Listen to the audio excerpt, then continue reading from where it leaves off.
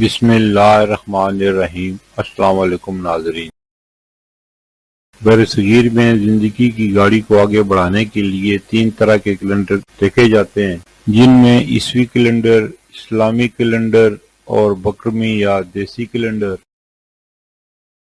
عیسوی کیلنڈر کے حساب سے 20 مئی 2025 دن منگل کا، ہجری یا قمری کیلنڈر کے حساب سے پاکستان، بھارت، بنگلہ دیش اور دیگر ممالک میں 22 ذی القعدہ 1446 ہجری دن منگل کا، سعودی عرب اور دیگر خلیجی ممالک میں ہجری یا قمری کیلنڈر کے حساب سے 23 ذی القعدہ 1446 ہجری دن منگل کا، قمری کیلنڈر کے حساب سے سعودی عرب اور دیگر خلیجی ممالک ہم سے ایک دن آگے ہیں۔ بکرمی یا پنجابی کیلنڈر کے حساب سے 6 جیٹھ 2082 دن منگل کا۔ ماضی کے دریچوں سے چند واقعات جو پاکستان اور مسلمانوں سے متعلق ہیں۔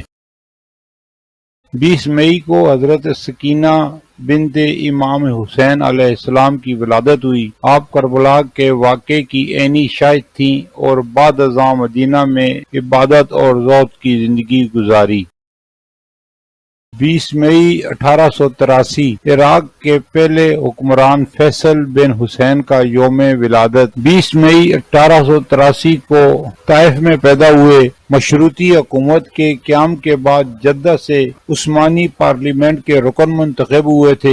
جدوجہد آزادی کے دوران انہوں نے ایک طرف برطانوی حکومت سے خفیہ مراسلات جاری رکھی اور دوسری طرف ترکوں کو اپنی وفاداری کا یقین بھی دلاتے رہے۔ انہوں نے اس عثمانی حکومت کی امداد کے نام پر جو رضاکار دستے منظم کیے تھے وہ بغاوت شروع ہونے پر انگریزوں سے مل گئے۔ 20 مئی 1965 قاہرہ کے بین الاقوامی ہوائی اڈے پر پاکستان انٹرنیشنل ایئر لائن کی پرواز PK-705 گر کر تباہ ہونے سے 121 افراد ہلاک ہوئے۔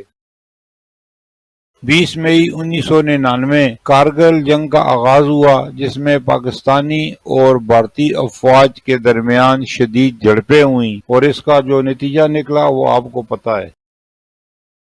20 مئی 2003 پاکستان نے عسکریت پسند تنظیم حزب المجاہدین پر پابندی عائد کی۔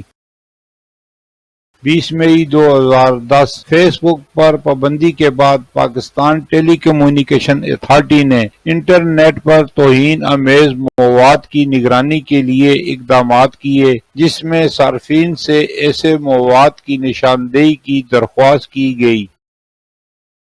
20 مئی کو معروف معتزلی عالم ابن ابی الحدید کا انتقال ہوا۔ انہوں نے نہج البلاغہ پر مفصل شرح لکھی جو آج بھی علمی حلقوں میں معتبر مانی جاتی ہے۔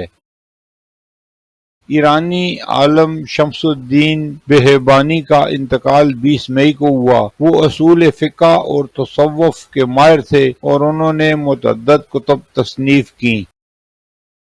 پھر ملیں گے اگلی ویڈیو میں، جب تک دیجیے مجھے اجازت، اللہ حافظ۔